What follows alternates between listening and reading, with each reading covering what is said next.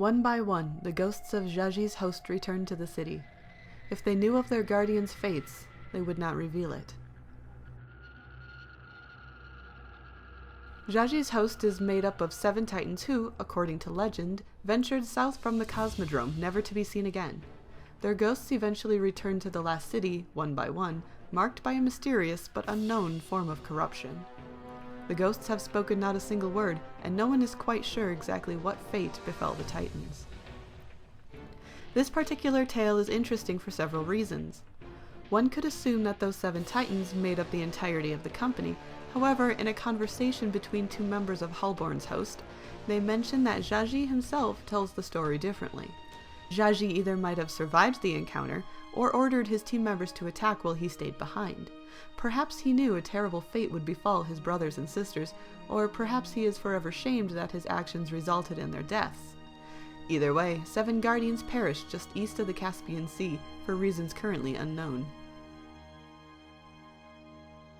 You could once hear Mozart from its speakers, now quiet as a grave. There are a few other details to the story. The Titans were likely bearing full Visigoth armor sets, the helmets of which were rumored to have played the classical music of one Wolfgang Amadeus Mozart. This marks a stark contrast with the Titans' natural and well-known forceful nature, emphasized by the very name of their armor. The Visigoths were nomadic tribes made up of early Germanic people, otherwise known as the Goths.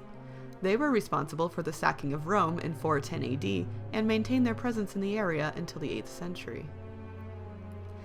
The area in which Jagi's host went missing has some rather mysterious geography all of its own. The northern section of the Caspian Sea, referred to as the Caspian Depression, is one of the lowest lying regions in the world, down to -132 meters or -433 feet. East of the sea, where the members of Jagi's host were said to have ventured into, is home to Janardeg, a phrase meaning burning mountain. These hills are constantly ablaze in a natural gas fire, in a land that is itself known as the Land of Fire. Flames shoot into the air, sometimes reaching a height of 10 meters or about 33 feet. Even springs in the area can be set ablaze due to the constant buildup of gases. The Cabal Centurial opened up on her at point blank, and we heard the most fearsome sound. She was laughing.